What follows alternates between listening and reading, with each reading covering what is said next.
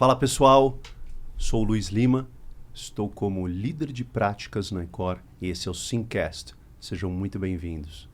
Nosso propósito é compartilhar conhecimento, tendências, práticas, insights de empresas e histórias mais do que inspiradoras.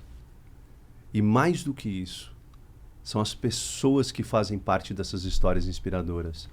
Pessoas que estão redefinindo o futuro no presente.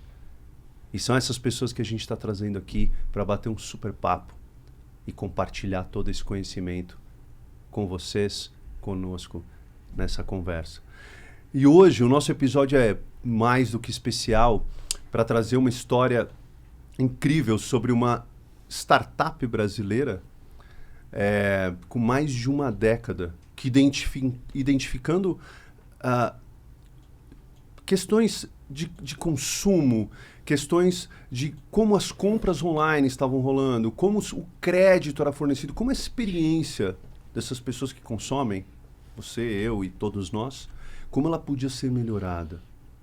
E aí com produtos inovadores, disruptivos e há mais de uma década reinventando o futuro. Aqui a gente tem 1000 histórias legais para contar. Eu trago com uma honra gigante, um privilégio gigante, meu camarada Otto Mendes. Seja muitíssimo bem-vindo. Muito obrigado. Vou te apresentar aqui. E antes de te apresentar, quero apresentar aqui também uma das maiores referências que a gente tem em consultoria dentro da Icor, Fiamma Quispe. Eu vou chamar de Otto e vou chamar de Fi, porque já é o nosso dia a dia, para a gente se sentir super à vontade. Otto, já para a gente começar, eu contei só superficialmente um pouco dessa história. Queria que você se apresentasse e contasse um pouco da tua trajetória, como é que ela se conecta nessa história que a gente vai começar aqui a contar. Perfeito. E trocar essa ideia. Como você já falou, meu nome é Otto, é uma abreviação, na verdade, para Otoniel, né? Na Coin, a gente geralmente abrevia bastante os nomes, então você vai ver sempre a primeira sílaba do nome, né? E para os times que estão no Uruguai e na Argentina, é um pouco diferente, né? Mas Otto é como me chamam na Coin. E, bom, eu estou na Coin há mais ou menos 3 anos e meio e comecei na Coin como Product Designer Senior e depois fui galgando aí espaço até chegar à posição que eu estou hoje, que é a posição de head de produtos de antifraude e integrações, né? E na Coin é um clima basicamente assim, né? Um clima de bastante oportunidade, né? Um clima de bastante crescimento, né? E além de tudo, bastante inovação, né? Buscando sempre como que a gente vai dar o nosso próximo passo e onde isso nos levará, né? Incrível. Show de bola. Seja muito bem-vindo de novo. Obrigado mais uma vez. Fifi, queridíssima, por favor, sua apresentação. Obrigada, Luiz. Bom, meu nome é Fiamma, pode chamar de Fi, mais fácil, né? eu sou consultora Atlassian na Icor, já tem 6 anos, quase 7 anos. Trabalho desde consultoria, acho que desde que entrei no mercado. Antes era uma consultoria mais ampla, genérica, e há 6 anos mais específico para Atlassian. E aí hoje, basicamente, eu atuo ali para extrair o melhor das ferramentas, dos produtos Atlassian dentro dos clientes, né? Pensando em questão de eficiência, organização, autogestão, tentando apoiar, ajudar aí os times na execução dos seus projetos. Excelente. E para falar de execução em projetos, os projetos são essas iniciativas que, de alguma maneira, são iniciativas transformacionais. A gente sai daquele estado atual e a gente busca esse novo estado. E alguns elementos, né? Eu acredito que não é exatamente um elemento que me faça mudar, mas um conjunto de elementos que em algum momento ali me traz um ponto de inflexão e que eu preciso mudar e que eu preciso expandir, enfim, eu preciso subir a régua de alguma maneira, isso em qualquer, enfim, segmento. Mas falando da nossa história aqui, Otto, é possível a gente falar um pouco sobre... a gente vai tirar uma foto aqui, né, dessa última trajetória, desses últimos tempos de Coin, desse case todo, mas essa mudança que já está acontecendo aí há 18 meses, mais de 12 meses, enfim, mas esse período, e é uma mudança bem robusta, a gente sabe disso. Eu gostaria que você compartilhasse o que levou a esse lugar que a gente também vai continuar contando aqui, mas esses elementos, eu não sei se de repente foi um único elemento, mas se alguns elementos posicionavam para essa busca. Sim.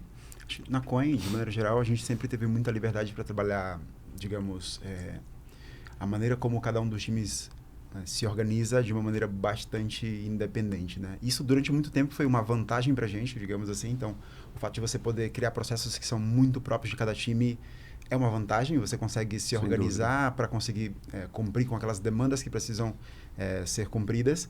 Mas, ao mesmo tempo que essa liberdade toda dava essa possibilidade de a gente se organizar de maneira diferente entre os times, quando você começa a crescer como organização, esse também passa a ser um pouco o problema que você vai ter depois, né? Porque a maneira como cada time está organizado gera uma dificuldade para um outro time que precisa, por exemplo, interagir com né? Este primeiro. Então, o que a gente percebeu foi, apesar de a organização ter essa grande liberdade, ainda isso podia também trazer um pouco de dificuldade para a gente, pensando nas interações entre time. No momento que a gente precisa mover um pouco mais rápido, isso fica ainda mais agravado, né? Então, para você ter uma ideia do panorama na Coin antes, a gente tinha o Gira, sempre teve o Gira como software principal, mas a maneira como os times se organizavam, né, e até essa conexão entre um time e outro utilizando o próprio Gira não acontecia de uma maneira muito fluida, né? E fora isso, a gente também criou a liberdade, né? Ou deu a liberdade para que muitas outras ferramentas fossem incorporadas no workflow, né? Então, você tinha o Gira, mas você também tinha várias outras ferramentas, né? Algumas para anotação, algumas outras para fazer uma parte da gestão dos projetos, né? Isso criava uma complexidade realmente muito grande. Então, acho que, para mim, né, e aí é muito a minha visão, o grande ponto de inflexão foi perceber que a gente precisava criar algo que fosse único, consensuado, mas também tinha esse componente de precisa ser muito bem pensado, muito bem arquitetado para que a gente consiga criar essas conexões entre os times, né, e conseguir fazer esse handover de, ok, aqui finalizamos uma parte do processo, é fluido agora a maneira como a gente passa para o outro time e é fluido também a maneira como a gente recebe essa comunicação. Então, acho que bem aí foi o ponto que a gente entendeu que, cara, a gente precisa contar com uma ajuda para conseguir fazer sentido de tudo isso que a gente tem, revisar muito bem esses processos que a gente tem, né, reestruturar esses processos e pensar a melhor maneira de fazer essa comunicação fluida acontecer, né? Acho que é bem por aí que o desafio se tornou, assim, mais pujante e que influenciou a gente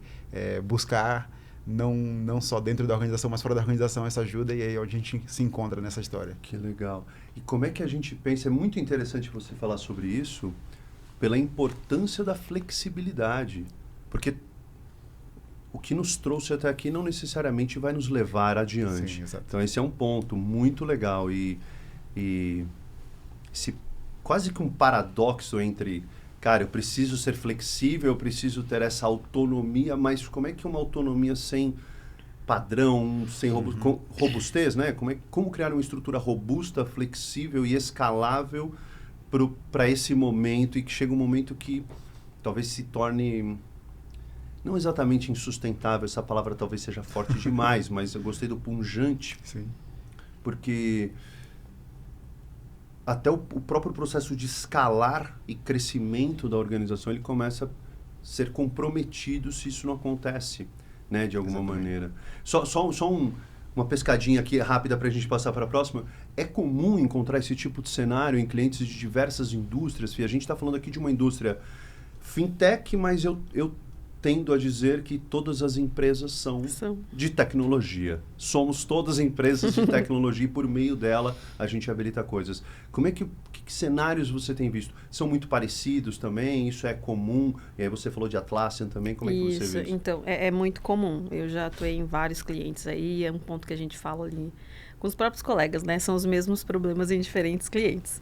A gente encontra sempre um cenário de desalinhamento entre o nível de operação junto com a alta gestão, a questão de alta gestão mesmo, né? Essa conexão. Não existe, que nem o Otto comentou, não existe uma padronização. Então, hoje, cada time, muitos clientes, né? Hoje, cada time entrega da sua forma, faz a entrega, porém, a gente não tem uma transparência, não tem algo em comum. Todos estão entregando, mas da sua forma.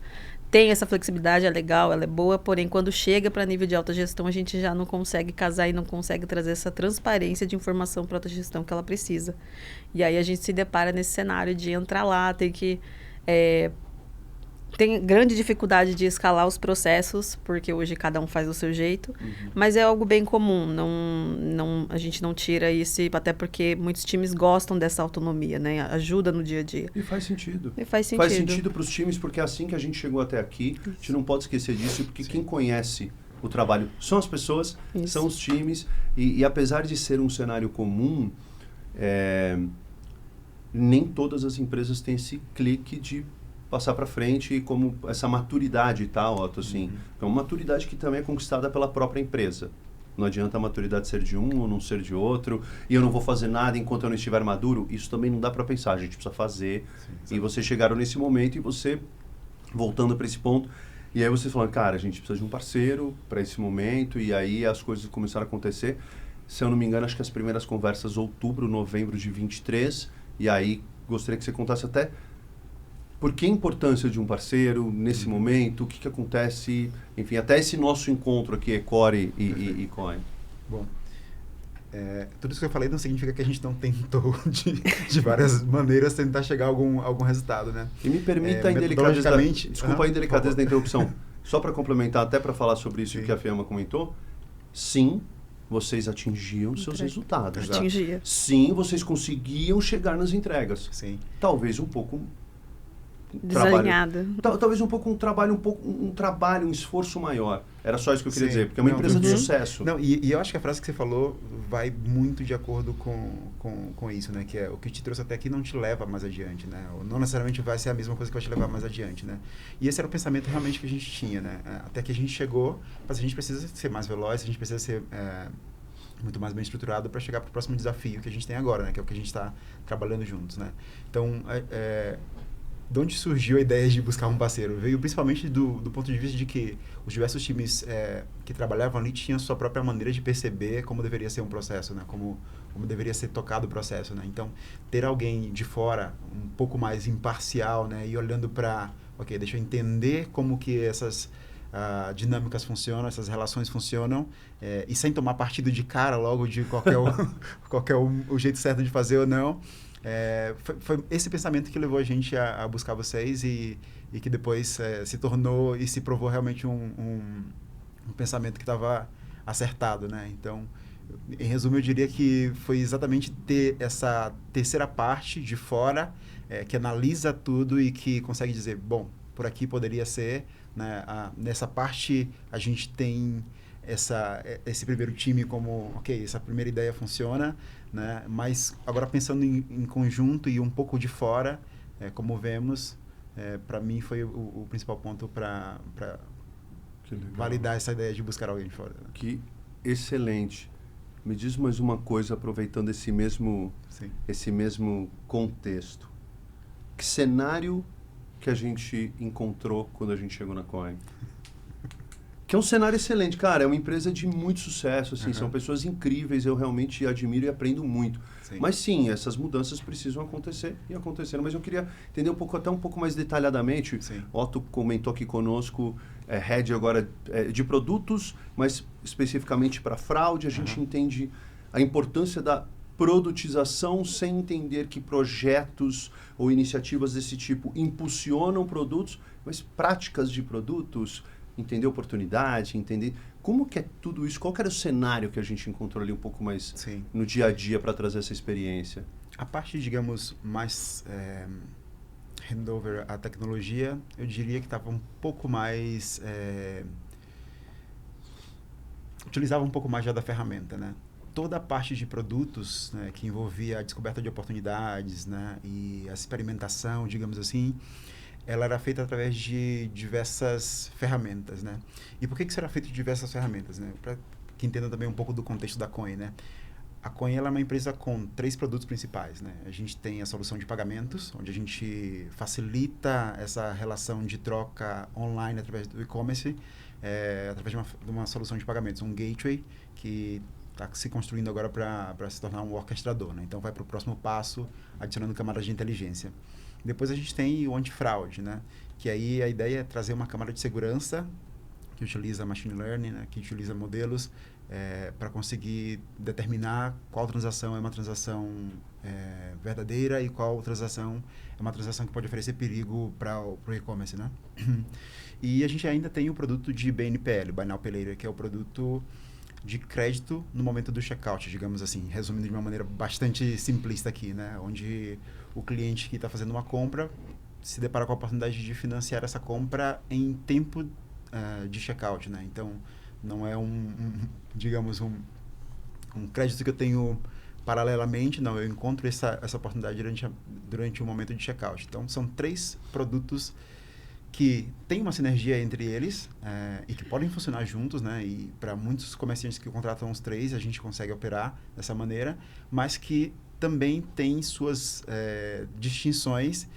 E imagino que cada uma desses produtos é tocado por uma série de equipes ali internamente construindo coisas, né?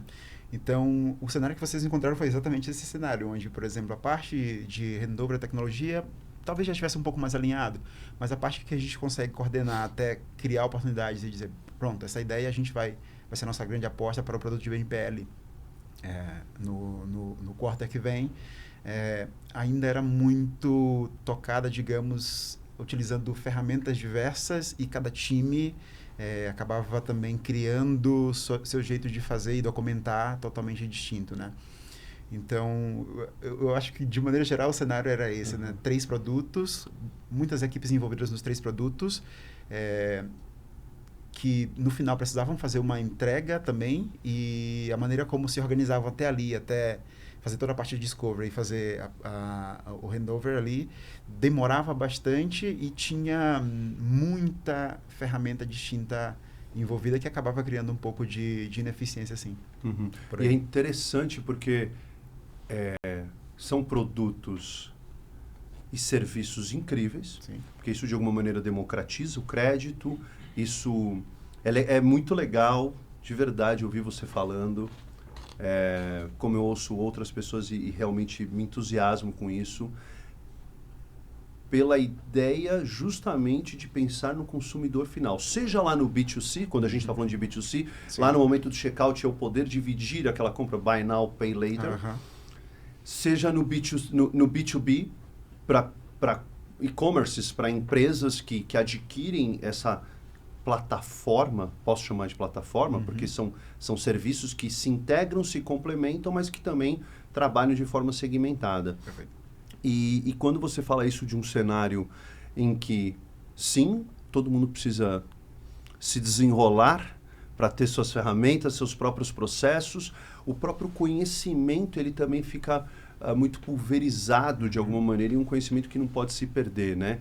O alinhamento aos objetivos estratégicos, a forma de trabalhar e, ao mesmo tempo, onde que está o equilíbrio entre a baunilha e o sal, de manter uma flexibilidade, aquela ideia de uma empresa, de uma startup, porque é uma empresa muito veloz, mas como é que isso acaba, de alguma maneira, pegando nesse ponto de eficiência, que é justamente o ponto que a Fiamma colocou.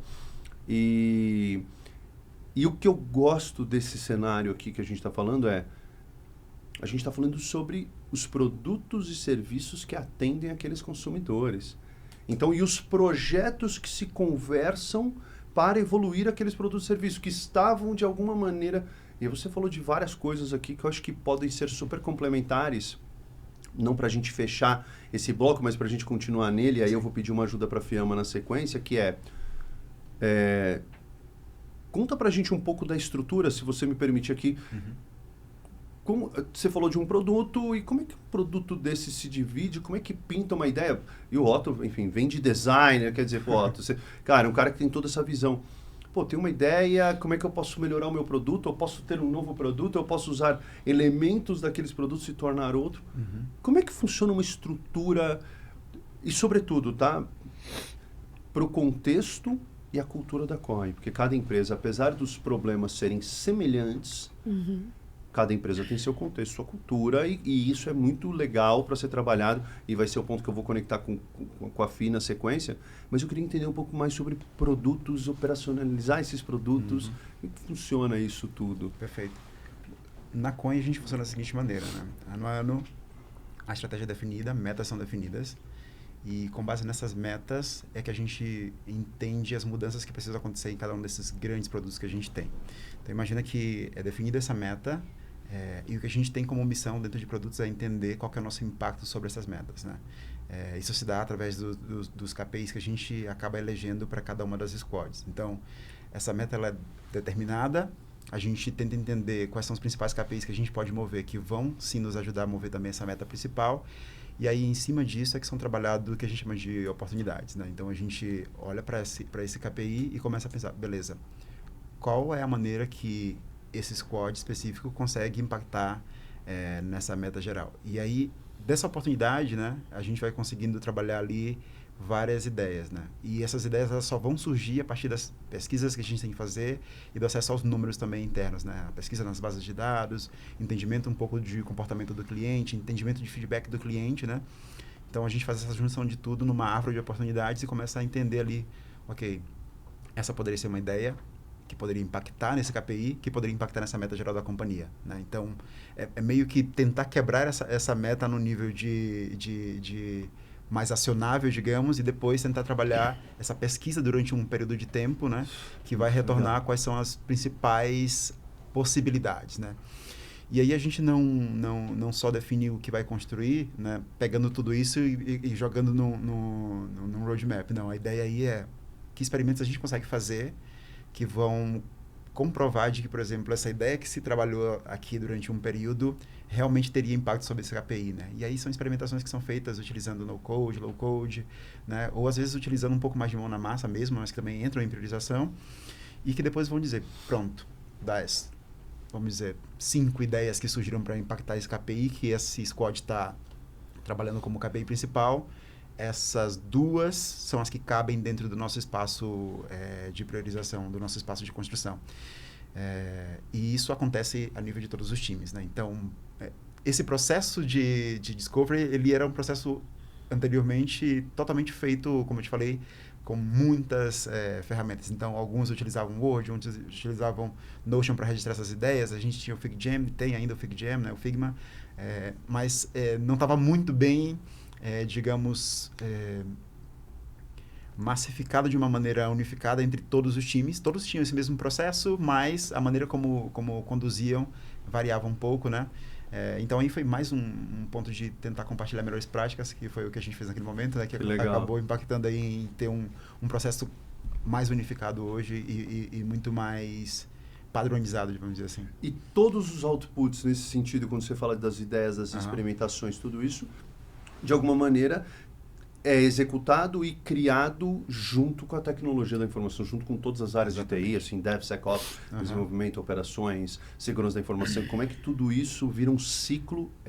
Nesse sentido, determinadas ideias que passaram ou dentro de uma árvore de oportunidades, elas vão ser, de alguma maneira, desenvolvidas. E aí, juntando todo esse cenário, é mais difícil quando a gente também tem diversas ferramentas. Isso é super normal.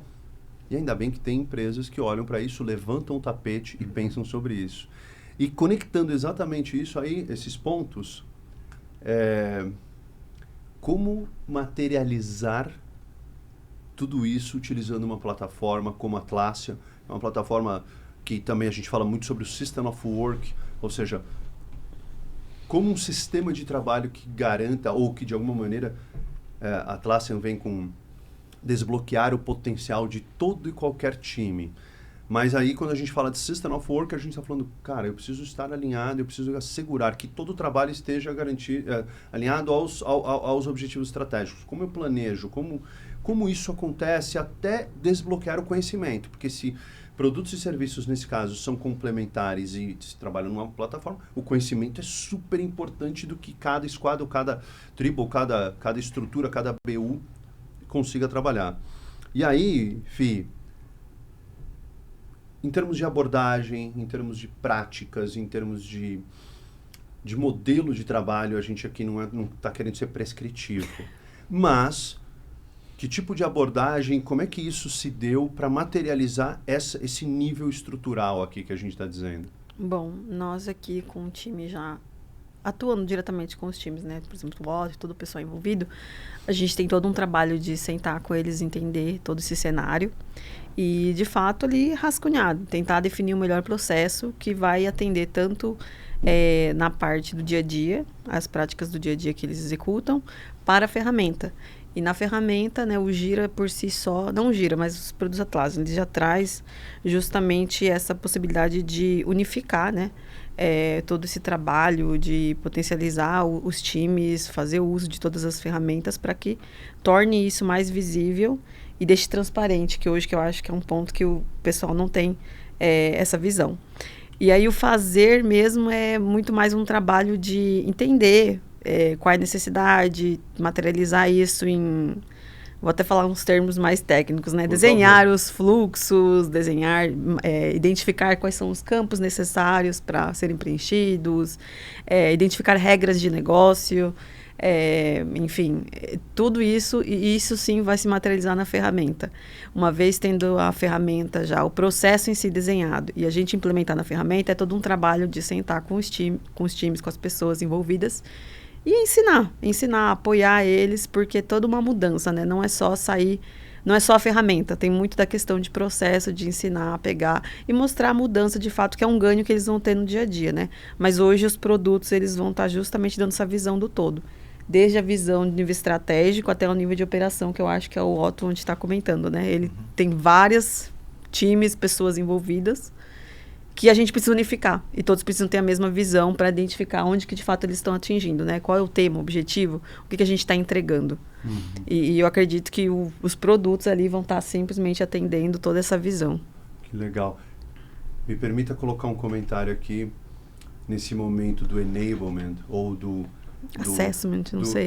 Do enablement para passar para as equipes, né? Como é que eu passo isso para as equipes e esse novo processo? Acho que aí a gente está falando de pessoas, processos e ferramentas. Isso. Nunca envelhece tudo isso.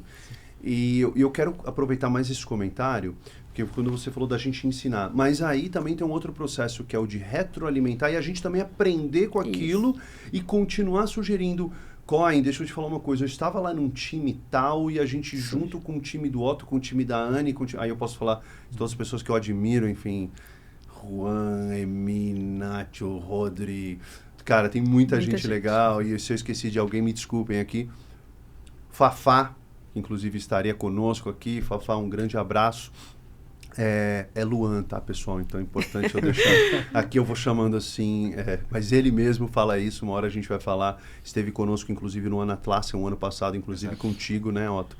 E aí, só para continuar, eu acho que ainda pegar um gancho desse ponto de abordagem, o quanto é importante também o tempo. Evidentemente que a gente tem um MVP. Isso. O MVP acontece ali, mas a partir daquilo é o tempo todo... de forma iterativa, incremental, inspeção, adaptação, melhoria, porque a gente aprendeu e falou, pô, cara, eu vi lá, esse campo não vai só te atrapalhar. Como é que isso se dá também? Bom, hoje, durante a execução, né, uma vez que a gente implementa, nós temos ali dentro, aqui lá na Coin a gente aplicou como, né? Foi por meio de sprints. Então, o time box 15 dias, a gente implementava, entregava, o time já utilizava a solução, e aí nós tínhamos uma atividade, uma história em si mesmo, que é a Task Force, que é o quê? Sentar com o time, pessoas ali que são, basicamente, que a gente até falava, né? Pessoal, vamos selecionar pessoas que são disseminadoras desse conhecimento, até porque a gente precisa trazer essa pessoa para o nosso lado. Então, é entender o processo e também entender a ferramenta para estar disseminando depois esse conhecimento para os demais ali da empresa. E aí, durante essa Task Force, a gente apresentava o processo de como a gente entendeu o seu as-is e agora o to-be aqui, como que está sendo feito, como que isso muda na ferramenta. E ensinar tanto o pessoal, a própria pessoa responsável da Coin, né? Então, um líder, por exemplo, o Otto ali acompanhando junto com o time dele, capacitando essas pessoas. Não só em relação ao processo, que a gente tem o apoio do pessoal, do time, mas também com relação à ferramenta. E uma vez tendo essas task force, acompanhando, fazendo reuniões ali diárias, se colocando à disposição para tirar dúvidas, a gente ali mesmo identificava melhorias. Então, a gente tinha essa flexibilidade de, por exemplo, a cada um time box 15 dias, alguém levantou a mão e falou, pô, isso aqui acho que não vai ser legal, vamos mudar. Nós mesmos aqui da Ecor, a gente não tem esse apego com a solução. Acho que teve até um cenário recente não, mas a gente implementou uma solução, deu certo, Porém, acho que foi um período de 3 meses, 4 meses, a gente mudou de novo. E a Coin super adotou também, aceitou a nossa sugestão e seguimos com essa implementação. Então, a gente tem muito essa flexibilidade de pegar o time, essa é a melhor solução. Não. A gente experimenta, testa, valida com o time ali no dia a dia.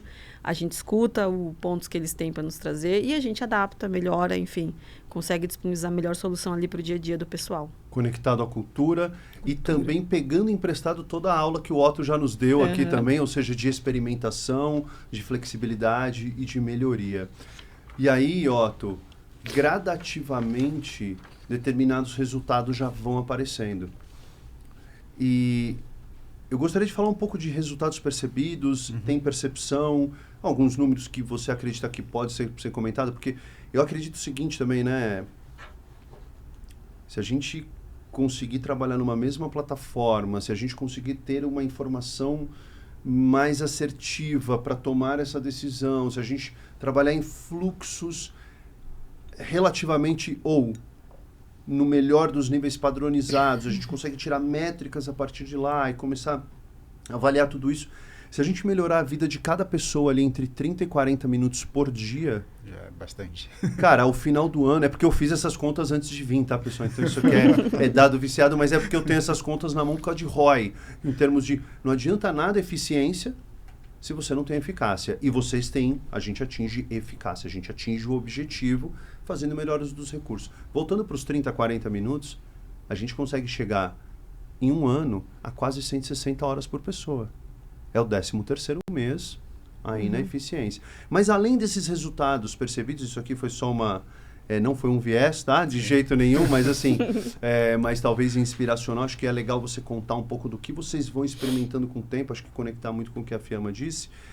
E também, tem 2 pontos para mim que eu queria incluir nas tuas considerações, que tem a ver com a adoção, né? O engajamento. A gente falou de early adopters, vou trazer algum termo, né? Quem são os early adopters que podem ser os promotores? E promotor não para dizer amém, falar, pô, isso aqui tá legal, mas para dizer, cara, mexe nisso aqui que, né, talvez isso ajude. Então tem tudo isso e além disso, então a gente está falando sobre adoção, sobre resultados percebidos, porque isso tem a ver com transformação na parte das pessoas.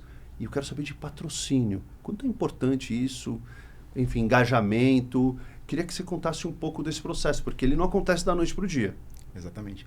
Vou começar falando pela adoção, né? Eu acho que foi muito acertado do lado de vocês a parte de assessment, né? Então, o fluxo que a gente tem ali é um fluxo que considera a maneira como já estava sendo feito e faz evoluções em cima disso, né? E cria evoluções em cima disso. Então, eu acho que isso, de maneira geral, facilita bastante a adoção depois, né? Porque é o meu fluxo melhorado, é o meu fluxo retrabalhado, né? Então, esse ponto eu acho que foi uma deve ser processo, mas é uma grande sacada também. Cara, eu adorei, por isso que eu até virei assim. Mas é uma grande sacada, né? Porque depois o que você vai estar utilizando é baseado naquilo que você já vinha fazendo. Então, isso impulsiona um pouco mais a adoção. As pessoas que foram selecionadas para fazer essa parte inicial também, né, de participando desse assessment, são pessoas também que ajudaram de alguma maneira a criar um pouco desses fluxos que já haviam internamente, né? Então, são muito interessados em conseguir fazer com que isso passe para o restante da organização, né? E depois a gente tem, já olhando um pouco para a parte de resultados, eu diria assim, uma melhora significativa em algumas cerimônias internas, e eu já vejo até um sumiço interessante de algumas outras ferramentas que se utilizava, né? Então, por exemplo, no processo de priorização semanal que a gente faz, né, se abre agora o Gira e já vai se fazendo ali o comentário, né? Vejo também que na hora de compartilhar resumo sobre as iniciativas também se compartilha já diretamente a própria task, né? Então as pessoas já conseguem consumir aquilo ali, né? Então eu reduzo uma dependência muito grande de um PowerPoint para explicar alguma coisa, né? E eu já vou diretamente ao próprio Gira e vou utilizando cada vez mais esses recursos que acabavam tomando bastante tempo para construir, né? As próprias instâncias de report também melhoraram bastante a partir daí, né? Então acho que são coisas que já se sentem um pouco melhor, já se vê um impacto muito mais positivo, né? E para mim, que venho de Product Design, né, que venho de design especificamente, perdi realmente bastante tempo ali nessa criação de reportes, né? Uhum. E claro que eu não ia deixar de tentar fazê-los um pouco mais bonitos, então o tempo ainda dobrava na criação desses materiais. Verdade, muito bom, muito bom. E agora o que a gente vê é uma comunicação um pouco mais fluida e utilizando uma maneira concentrada, vamos dizer assim, de fazer um reporte de iniciativas, né? E também de olhar para aquelas coisas que eu preciso entender um pouco mais, né? Então eu vou e busco, consigo encontrar, vejo ótimos resumos, ainda consigo utilizar a IA para conseguir entender um pouco dos comentários, então tá perfeito. Acho que em termos de workflow realmente criou um pouco mais de velocidade, mas além de velocidade, eu acho que criou, vamos dizer assim, um repositório mais confiável, né? E eu não preciso estar perguntando para muita gente onde está as coisas, eu consigo encontrar muito mais facilmente, né? E na hora de fazer a minha, vamos dizer assim, de dar um pouco do cenário evolutivo de como fomos na última semana, é muito mais fácil fazer isso, né? Então, acho que esses são grandes ganhos que, para quem está numa função de gestão, fazem bastante diferença, né? Com certeza. São bem mais ganhos do que eu falei aqui. Mas, assim, porque eu estava testando alguns, e faz todo sentido isso. E quando você disse que agora também... Porque, na realidade, também acho que existem dois outros pilares, né? Em cima dessa aula que eu acabei de ouvir aqui. Tem uma questão de governança, né? Eu preciso governar tudo aquilo, como é que aquele transatlântico está caminhando, como é que as máquinas estão funcionando, onde estão as informações. E aí eu queria colocar nessa parte de informações, porque tomar melhores decisões e mais rápidas do que o passado. Então é assim que se compara, né? Para a gente aqui não romantizar nada, né? Enfim, eu tomava a decisão dessa maneira, hoje eu tomo dessa maneira. E você também falou sobre um ponto, cara, que eu adorei, assim, que é essa cocriação, essa co-construção. A pessoa se vê ali e fala assim, cara, era o meu fluxo. Era o meu fluxo que ficou melhorado e eu participei dessa melhoria. Sim. E aí isso tem a ver também, para mim, com uma questão muito ligada a engajamento. E aí eu quero só complementar esse ponto, que eu gostaria que você falasse um pouco mais sobre isso, sobre cultura, engajamento e patrocínio na Coin, que é realmente diferente, cara. Assim... e eu vejo muitos lugares que são muito próximos, tal, uns mais, uns menos, mas é que lá é inspirador isso, né? Todos estão buscando isso. Então eu queria que você falasse um pouco sobre a cultura da Coin. Eu acho que ficou essa questão do patrocínio, mas acho que cultura, patrocínio, engajamento, a forma de patrocínio é um patrocínio engajado. É interessante isso. E como é que isso também tem resultado nessas adoções? Então, cultura, engajamento e patrocínio.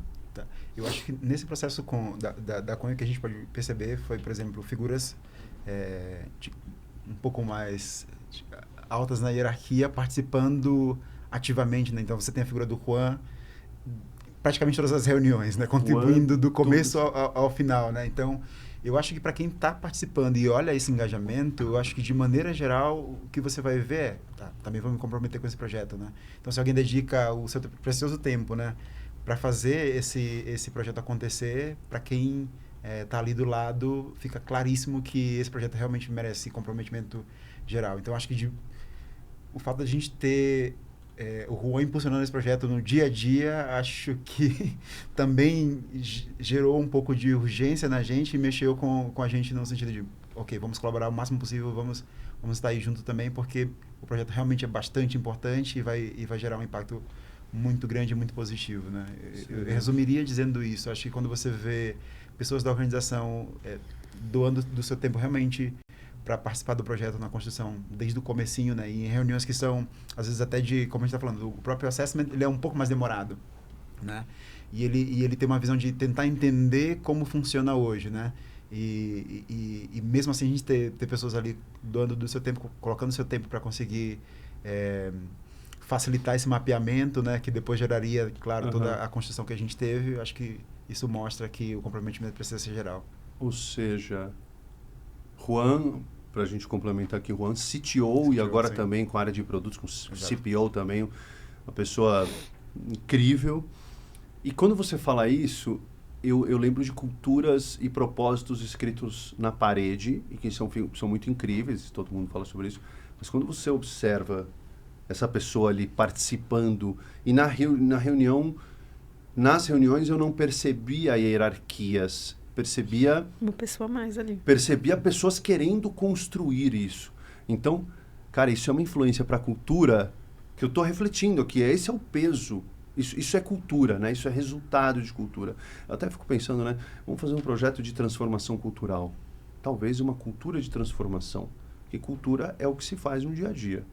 Então, isso foi muito legal. Então, mais do que cultura, engajamento e patrocínio, acho que você resumiu tão bem tudo isso, esse caldeirão de coisas. Isso para os projetos, Fih, porque são projetos, vamos lá, pessoal, a gente está falando de projetos críticos, a gente está falando de entrega de software funcionando. E, na realidade, a entrega de software funcionando, pensando que as empresas são de tecnologia, a gente está falando de habilitar os nossos produtos e serviços, os nossos componentes por meio da nossa topologia e a tecnologia que, de alguma maneira, está habilitando isso. Como que na iCore, como que as nossas abordagens, a gente fala muito sobre HCM, né, Human Change Management, tratar o luto antecipatório e tudo isso, mas na Coin, aproveitando tudo isso que o Otto comentou aqui, que para mim é muito inspirador, como é que você que estava ali no dia a dia, como é que isso fez parte, assim, em termos de inspiração, de dar velocidade, de fazer perguntas difíceis, como que isso faz parte, por que isso é tão importante para um projeto? Até falando um pouco do Juan. O Juan, até para vocês saberem, o Juan estava nas dailies todos os dias e homologava nossas histórias. Então, a gente tinha uma pessoa-chave ali que, basicamente, eu acho que o Otto falou, né? Engajava, fazia toda uma provocação em cima de todo mundo. Principalmente eu ali com o time, né?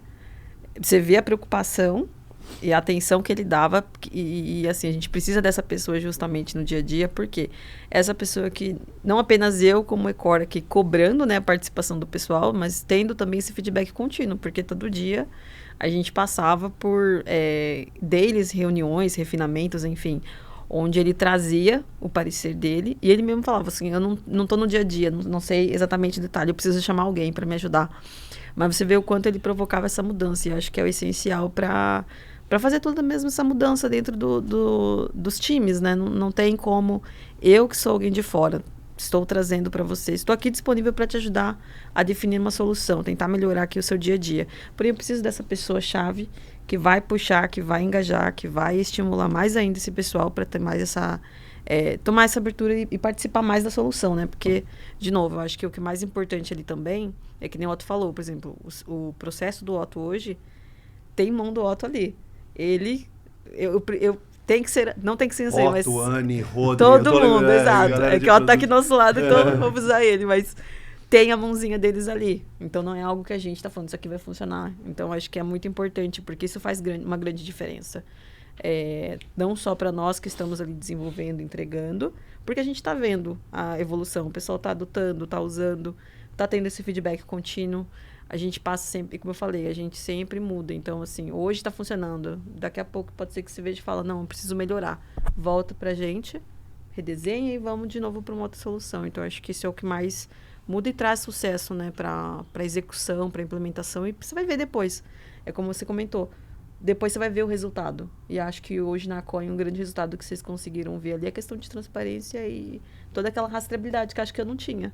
A gente conseguiu conectar tudo e hoje eles conseguem ter essa visualização que auxilia aí no dia a dia, em execução, em reunião, enfim, e assim por diante. Maravilhoso. O engajamento de outras pessoas, de como outras líderes, né? O próprio Otto, eu falei da Anne, falei do Rodri, mas de um outro lado mais de TI, o próprio Juan como CTO e agora CPO. A gente tem o Pablo na parte de qualidade, e aí a gente foi conhecendo outras pessoas também, mas eu falei do Emi, eu falei do Nacho, e o Fafá, que era... Enfim, e aí vão pintando várias pessoas, o Dani, pessoas de gestão de serviços, e outras pessoas porque está tudo realmente conectado, assim, desde o tratamento do incidente, que pode ser um bug, que vai impactar ali o desenvolvimento de uma determinada BU ou squad, que está trabalhando em determinadas aplicações que movimentam serviços, então... contamina ou contagia. Eu acho que é mais interessante essa palavra, contagia essa mudança. E... Você me permite fazer um comentário? Por favor. Eu comentei muito sobre o ponto da comunicação facilitada, né? A encontrabilidade de todas as histórias que estão ali sendo trabalhadas, né? Falei um pouco também sobre o ponto de eliminar algumas ferramentas paralelas, né? Mas o que eu percebi que o projeto foi feliz em conseguir trazer foi exatamente encontrar os objetivos das diversas equipes, né? Porque para mim isso era uma dor, mas, por exemplo, para a tecnologia a questão da rastreabilidade era muito mais, né? E foram trabalhados diversos objetivos em paralelo ali, né? Então, quando eu estou comentando isso aqui, eu estou comentando de um ponto de vista de produtos e do que eu entendo que deveria ser a grande mudança implementada, né? Que aqui no Assessment a gente sempre perguntava, né? Qual que é o objetivo que vai mudar, o que vocês esperam que mude quando esse projeto finalizar, né? Mas para várias outras equipes também tem outros objetivos que foram como eu posso dizer, atingidos, resolvidos. Perfeito, exatamente. E que não necessariamente é só esse ponto de produtos que realmente foi entregue aí, né? Tem muito mais. Então, a gente tinha um processo de auditoria interna também que ficou facilitadíssimo por causa desse projeto, né? A gente tem uma questão de ativação de horas também, que pra gente é importante. Então, isso ficou cumprido aí, né? A gente conseguiu visualizar isso muito fortemente. E do lado de produtos também tem uma questão de visibilidade muito importante, que é entender o quanto que a gente está colocando esforço dentro de uma determinada iniciativa, né? E o que determina se realmente essa iniciativa está sendo difícil de cumprir ou não. Então, tudo isso fica muito mais visível a partir de agora, né? E a gente consegue depois entender onde foram aplicadas a maior parte das horas do nosso time, né? E com isso consegue tomar algumas decisões que são importantes, né? Então, alguma decisão pode ser, por exemplo, precisamos colocar um pouco mais de força nesse projeto, nessa iniciativa, ou isso aqui está nos consumindo bastante, talvez seja a hora de voltar ela para uma descoberta novamente, tentar chegar a um meio termo mais interessante, né? Então, acho que isso tudo também são objetivos que foram cumpridos, não eram secundários, né? Mas não eram secundários, mas eram paralelos. Sim. E que legal você ter lembrado isso, porque como é que a gente conecta todas essas necessidades, essas expectativas, que de alguma maneira são dores, mas que são os objetivos, né? Como é que tudo isso se conversa? E quando você fala sobre isso e ter chegado nesse lugar, te permite olhar para outros lugares. Ou seja, eu estou falando de performance, eu estou falando de desempenho, mas eu também estou falando de rastreabilidade, eu estou falando de 1000 coisas aqui. Mas pensando em produtos, e me atrevo a dizer o seguinte: se são os produtos e serviços que atendem ao nosso consumidor, ao nosso propósito organizacional, e eu consigo desvendar essa árvore de trabalho, não vou nem falar de árvore de oportunidades, mas falando agora assim, do ponto de vista das entregas. Então, quer dizer, quanto é que eu estou investindo em cada produto? Quanto é que eu estou investindo em cada feature de determinado produto? Que veio de qual ideia? Que veio de qual oportunidade? A partir desse investimento, e como esse produto possivelmente esteja na nossa matriz BCG, já estou falando nossa aqui, porque eu adoro esse projeto. Mas assim, se esse produto está aqui na matriz BCG, como é que eu faço para visualizar um horizonte de investimentos para aquele cara? Cara, eu vou ter que investir só o necessário e suficiente, porque esse produto está com uma receita aqui, o meu gross margin pode estar sendo impactado, mas esse é um produto que está em crescimento, eu tenho que investir, acelera esse cara. Então, as decisões começam a ser melhor embasadas. Ela não é orientado a dados, mas os dados nos ajudam, de fato, a tomar melhores decisões. Cara, que é uma história, assim, super inspiradora. E antes da gente ir para o nosso final aqui, eu vou até olhar aqui, tá tudo certo, em termos de cronograma e time box. Por que é possível, eu queria perguntar um pouco para vocês dois, vou até começar por ti, Fih, por que é importante, com todo esse esforço, com todo esse trabalho, com todo esse engajamento, com esses resultados percebidos, não perder a força de um trabalho como esse? Porque, de alguma maneira, eu tenho que assegurar a excelência operacional, ou a excelência de tudo que eu estou fazendo. E um parceiro veio com todos os motivos que você já falou. Por que essa tração? Por que isso não pode parar? Por que essa tração não pode parar? Essa é a palavra. Por que isso tem que continuar? Acredito que tem que continuar, porque primeiro que, eu não sei, né? Eu tenho uma experiência assim de quando a gente vai para tem esse projeto, né? Transformação.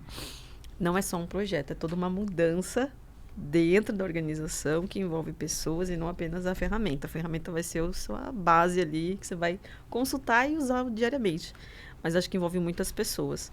E não pode parar, né? Tem que ser algo contínuo, porque é uma mudança, é algo contínuo, evolutivo. Então, uma vez que a gente entra lá no cliente, define uma solução com vocês, implementa, é executado no dia a dia, Eu acho que só ali, com base no uso, né, diário, enfim, é onde a gente vai ter o feedback de melhoria. Hoje, por exemplo, na Ecora, na própria Coin, né, a gente tem justamente ativado ainda, nós estamos ainda dentro da Coin atuando, né, que é a governança ágil. E isso permite, né, acho que traz para eles também no dia a dia de trazer os cenários. Então, nem que seja algo pequeno, mas é necessário mudar, é algo que garante, acho que é a questão de excelência e manter, né, também. Porque acho que um grande medo que, pelo menos, não sei, eu pelo menos tenho como consultora, tá? Quando a gente entra, eu tenho medo muito de quando a gente propõe a solução, a gente sai e morreu ali. O cliente não usa mais a solução. E eu acho isso muito ruim, porque não é uma perda de tempo, mas assim, poxa, é uma perda de tempo, né? A gente todo veio... esse investimento faz todo sentido. esse investimento de tempo, pessoas, ferramenta, porque às vezes vocês adotam ferramentas e acabam não utilizando.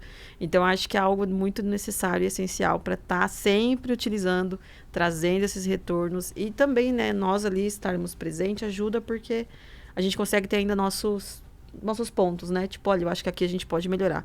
E como eu falei, a gente propõe soluções, mas sempre está disposto a mudar, sempre melhorar, porque sempre muda. E a Atlassian mesmo vem sempre atualizando, colocando mais coisas novas que a gente vê aí no ganho, que pode fazer diferença para vocês no dia a dia. Ainda bem que a gente sempre muda. Otto, comenta isso, por favor. Eu acho que o ponto falado no final sobre a busca da excelência é o que pode resumir realmente o que a gente está falando aqui sobre por que precisa continuar, né? Acho que organizações como um todo precisam sempre estar buscando isso, né? E essa busca da excelência ela pode gerar mais movimentos ainda, né? Então, o projeto não acabou, né? E eu tão pouco acho que ele vai acabar de uma maneira assim, digamos, abrupta tão cedo, porque o que a gente faz agora é olhar para outros processos que precisam ser trabalhados também ainda, né? Buscando também sair nesse mesmo contexto e buscar essa melhoria contínua, né? Então, acho que o resumo grande pode ser esse, exatamente, de tentar buscar uma excelência, né? E isso vai gerando cada vez mais ajustes, né? E esses ajustes vão conseguindo trazer um pouco mais de performance, né? Excelente. Excelente. Caminhando praticamente agora de fato para o final, tá bom? Se deixar, vocês não saem daqui, a gente vai conversar até, enfim. Depois eu quero voltar no final. Vai ter um final também, mas é que eu queria pegar, mas tá vendo? Por isso que é tão incrível essa história toda, é super inspiradora. Mas eu queria falar agora sobre inteligência artificial. E são muitas as inteligências. Eu aqui não vou ficar aqui me debruçando sobre a inteligência, sobre a generativa, sobre as LLMs, sobre o machine learning, sobre o hyper automation, não é exatamente isso. Mas é para dizer o seguinte, né? Há 2, 3 anos atrás, isso já dava diversos sinais, passou um tempo, a gente ainda está falando, mas o hype, ainda tem gente que não sabe utilizar, não está utilizando. Na minha percepção, tanto do ponto de vista de soluções, a própria Atlassian, e vocês estão lá no Cloud Premium, ela já traz de forma nativa diversas features com o uso da inteligência artificial. A Atlassian Intelligence tem uma inteligência artificial generativa, que é o Rovo, mas de qualquer maneira, nessa solução e diversas soluções de mercado já vem embarcado. Cara, a gente pode entrar num texto lá do Google e você pode falar, cara, usar a inteligência. Então, tem diversos pontos aqui. E, além disso, as próprias machine learnings ou as próprias formas de automação e a inteligência utilizada para um negócio como a Coin, que tem antifraude, que tem o Buy Now Pay Later, que tem 1000 coisas assim importantes e que também com as diversas ameaças do ponto de vista de segurança digital, acho que são super importantes. O que a Coin já tem experimentado em termos de inteligência artificial num cenário mais geral aqui? Hoje o nosso principal produto B2B, que é o antifraude, ele já é baseado nisso, né? Então você tem modelos que analisam uma transação ali em tempo real, em milissegundos, e tentam estabelecer um veredito para aquela transação, né? E uma vez que entendem que precisam de alguma estratégia extra para conseguir fazer uma validação, para assegurar ainda mais essa transação, também acionam uma outra camada de inteligência que vai exatamente determinar a aplicação de uma estratégia extra de validação de identidade, quem sabe, alguma coisa do tipo, né? Então, a gente já tem isso dentro do, digamos, do core do que é o produto de antifraude, né? O que a gente, com todo esse movimento que está acontecendo agora da IA generativa, entende que é o nosso desafio aqui é, ok, como é que a gente consegue utilizar isso para facilitar um pouco a compreensão do cliente que está fazendo, por exemplo, uma investigação dentro de um painel nosso, né? Que está olhando para uma transação e está tentando fazer sentido das várias informações que a gente acaba gerando nesse processo, né? Porque, como eu te explicava um pouco mais cedo, né? Uma decisão de antifraude acaba acionando várias outras aplicações internas, né? Então, vai consumindo dados diversos que a gente tem, né? Então, o que a gente está fazendo agora e entende que é o próximo desafio com relação à aplicação da inteligência é exatamente isso, né? Como é que eu consigo facilitar um pouco mais a experiência do cliente, que ele consiga entender um pouco mais aqueles cenários de transações aprovadas ou não aprovadas, né? E consiga entender que a nossa ferramenta está entregando uma performance bastante interessante, né? Então, agora a gente está nesse desafio de olhar para painéis, olhar para interfaces com o usuário e entender onde seria, né, em quais dos momentos ali seria o melhor momento para a gente entregar uma interação como essa, né? Mas de uma maneira que não seja, digamos, como muitos estão fazendo, simplesmente perguntar ao chat, né? Mas trazer insights baseados naqueles gráficos que estão sendo mostrados ali dentro de um painel interno, né? Então, como é que eu consigo entender esse gráfico de uma maneira mais facilitada, né? Então, trazer esses resumos já pensados assim é o que a gente tá indo para agora, para essa primeira, digamos, para um primeiro movimento, né? Mas, como eu falei, essa inteligência já era aplicada dentro do Ecoinus e na maioria das ferramentas de antifraude, né? De maneira geral. Com certeza. Já é um modelo consolidado, né? E buscando também entender sobre a transação em momento da compra, conseguir dar um resultado em tempo satisfatório para o cliente sobre aquela transação. Que né? legal. E eu vou aproveitar até uma palavra usada, um termo utilizado por um parceiro que inclusive veio aqui. A faísca daquela década atrás, para melhorar ainda mais a experiência do cliente no momento de uma compra, no momento de um crédito, no momento de uma avaliação de um crédito, ela permanece. E permanece muito, é isso? Exato, exatamente. Que legal, cara. Outra forma também, e a gente já aplica isso também, é olhar olhando para o cenário de outro produto, que é o produto de pagamentos, né? Que é você, durante uma transação, você acaba, principalmente cartão de crédito, né? Você acaba se valendo de vários players de uma cadeia, né? Então, você tem o próprio gateway, você tem a adquirente, você tem o banco emissor, né? E dentro dessa cadeia da aprovação de uma transação em cartão de crédito, né? Olhar para esse fluxo completo e tentar determinar onde são pontos de performance, né, para melhorar a performance, é uma coisa que também a gente está fazendo, né, que é aplicar a inteligência exatamente nesse cenário para dizer, ok, geralmente quando eu vou com a transação por essa adquirente acontece X, quando eu vou com essa transação para essa outra adquirente acontece Y, né? Determino agora então qual seria o melhor curso para uma transação que perfaz o mesmo estilo ou que seja bastante semelhante a uma que já passou anteriormente, né? Então você vai criando vários pontos de performance, né, de melhoria de performance, olhando exatamente pela ótica de inteligência, né? Então, alguns produtos, por natureza, já tem um pouco disso, né? E eu acho que agora vão viver um impulsionamento muito maior com a utilização da IA. E só para pegar esse exemplo, eu não perder também um pouco da parte legal aqui, quer dizer, quando a gente faz uma compra na internet, num e-commerce, que pode inclusive utilizar os serviços da Coin, e são alguns, aqui a gente poderia falar, mas eu colocar o meu número de cartão e fazer um checkout ali, para mim é transparente, tá? Ó, chega ali rapidinho, a transação vem, o comprovante. Exato. Mas na realidade tem muita coisa acontecendo, muitos players, muitas etapas, muitas validações e muitas garantias que precisam ser resolvidas, é isso? Sim, e muitos pontos de performance que também precisam ser olhados, né? Porque isso traz eficiência.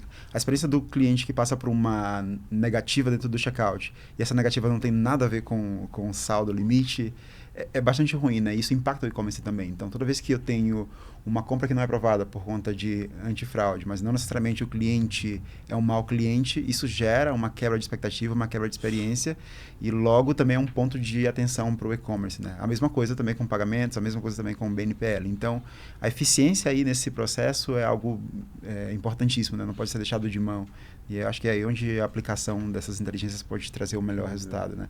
E sim, quando você está fazendo uma transação, você não tem ideia, mas tem toda uma cadeia de outros players que estão envolvidos aí, né? Tanto é que a gente chama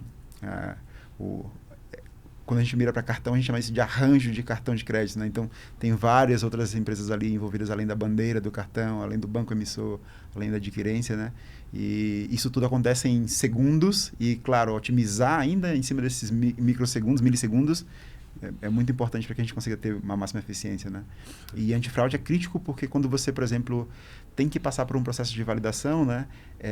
Isso oferece uma fricção. A gente pode discutir que a fricção ela não é de tanto má, né? Tanto que o cenário brasileiro hoje, se você não tiver fricção durante o momento de compra, a pessoa meio que desconfia do próprio... Da própria loja. Ficou muito fácil, né? Muito Alguma rápido. coisa está errada, né? Então o brasileiro já meio que espera isso. Mas, claro, se a gente consegue otimizar aí, é muito melhor, né? Excelente. Cara, aproveita então já para contar um pouco desse futuro que está acontecendo na Coin.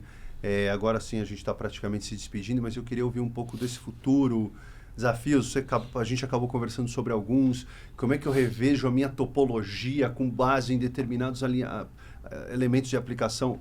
Se você puder compartilhar algumas coisas do futuro em alto nível, o que está acontecendo, que desafios esperam ou continuam ali, sim, deixando vocês pensarem. O desafio é comentar sem revelar muito do que... Exato, é isso aí.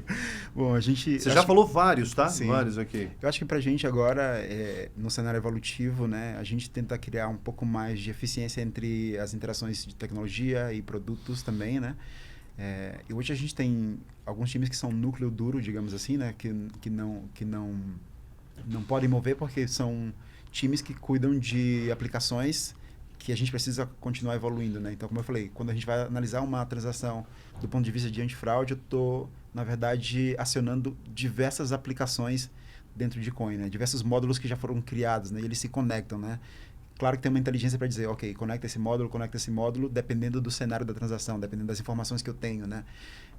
Mas pensando um pouco mais em velocidade, aí como a gente está olhando também para o cenário evolutivo do produto, no sentido de dar melhor experiência via painel, também tentar trazer um pouco mais de performance na avaliação para que ela aconteça de maneira mais rápida, otimizada e mais segura também, para depois assegurar que essa transação não vai passar por um chargeback, né?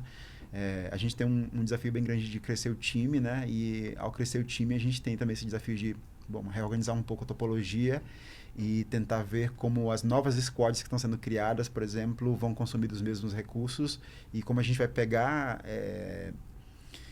os recursos que estão em cada uma dessas aplicações, né? O que trabalha nessas diversas aplicações e alocar também dentro dessas novas squads para conseguir trazer performance nessas squads também, né? Então, é um cenário um pouco complexo, a gente já tem passado por várias reuniões de como fazer isso, mas acho que é um desafio que, em algum momento, quando você começa a crescer a estrutura de um produto, porque entende que aquele produto precisa ser evoluído de uma maneira muito mais rápida agora, né? Não só para o mercado, mas também para dar um pouco de vantagem competitiva, que é o que a gente está buscando agora, trazendo realmente um pouco mais do cenário de inovação para dentro. Esse desafio é um desafio que a gente tem que passar sempre, né? Então, não sei se é uma novidade, mas a gente está olhando novamente para a topologia e vendo um pouco maneira de trabalhar, né? E olhando até um pouco também para os próprios cenários de time box que a gente está utilizando e vendo se eles fazem sentido para essa maneira como a gente quer operar daí para frente, né? Então, é uma mudança que eu acho que vai ter um impacto bem legal dentro do time e que logo a gente vai ver um resultado bastante interessante e positivo. E esse é um ponto interessante da Coin, que a Coin ela é flexível desse ponto de vista. Então, se você traz uma proposta, essa proposta ela não é desconsiderada de cara, ela é analisada, né? E a maior parte das vezes a gente está sempre aí num cenário de reconstrução e evolução da estrutura exatamente por causa disso, né? Porque a gente dá espaço para essas ideias novas, né? E aqui está baseado exatamente nisso. Que espetáculo. E o PDCA também nunca sai de moda, né? Exato. Nunca sai de moda como pessoas, processos e ferramentas. Sim. E chegando no nosso final aqui, eu vou pedir para a Fiamma deixar uma mensagem aqui. Pode ser inspiracional, pode pôr aquele seu lado mentor, coach, aquele seu lado. E é verdade, porque não só para pessoas que estão atuando, mas para as empresas que também passam por desafios semelhantes. E você como uma super referência para a gente na Icor, em termos de consultoria e conhecimento também das soluções e como aplicá-las da melhor maneira. Gostaria de algumas palavras suas aqui para a gente fazer esse fechamento, por favor, Fih. Essa pergunta de surpresa.